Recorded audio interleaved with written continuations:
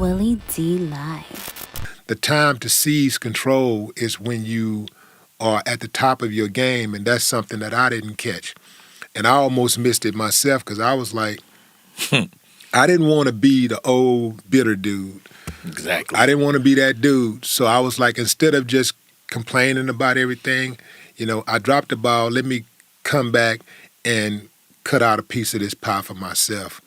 And that's what I did when I got back into media, when I started getting into media from a different route. Like a lot of times as an artist, you just want to make music and you want to be on the radio. Well, everybody got an expiration date and you got to meet that reality at some point. Mm-hmm. So I was like, well, they're not going to let me in through that way.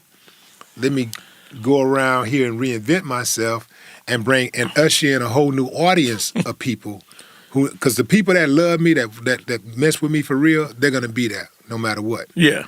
They're going to be there. Let me go get these new people.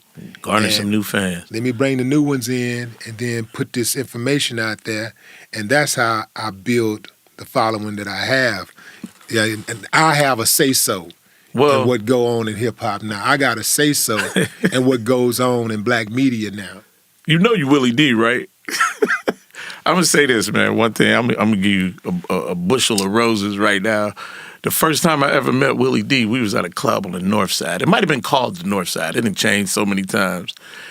And you was walking out. No. Yeah, that's the first time we actually had a conversation. Mm-hmm. Now, we met when you was reaching in your pocket at the Rhinestone, telling somebody their mama's hair was so short that she rolled it with rice. Ah. See, people don't know the rhyme battles that used to go on down here. And I'm going to tell you this. There's a guy that's super famous. His name is Romany Malco. He was in 40-Year-Old Virgin, the black dude. He was in all them, what's the Steve Harvey movies?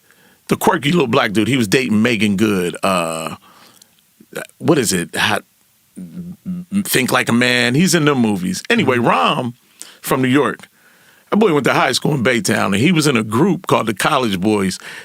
Yeah, I remember College Boys. Okay, well, I didn't know that. That's the same dude that's in 40. Wow. That's Rom, and he used to run with a cat named Squeaky. He used to be by. Wow. Y'all used to rap battle. I know. Yeah, I remember that. He out in California. There was a big. Sorry about that, Ron. Yeah, there was a big battle scene in Houston every Sunday at the Rhinestone, and it was the Willie D's, the Romeo Poets, the Royal Flushes, and I give them all Rick Royal, rest in peace. Like these are some of the greatest rappers, but the media wasn't in Houston at this point.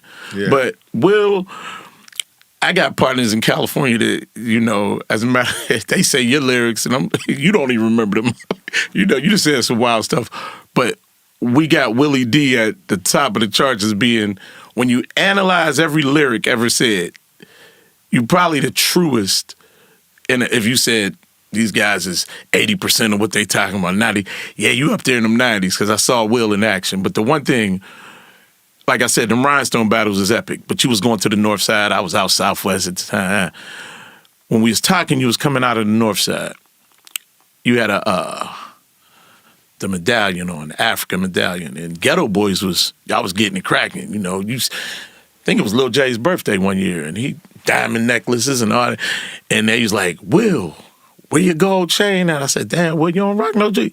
Man, fuck that. Nigga, when all my people in Africa could afford gold, I'll rock some gold. And that's when I was like, okay, this dude's coming from a political place. And that's how I grew up. Mm-hmm. And I was like, Will, you the same guy.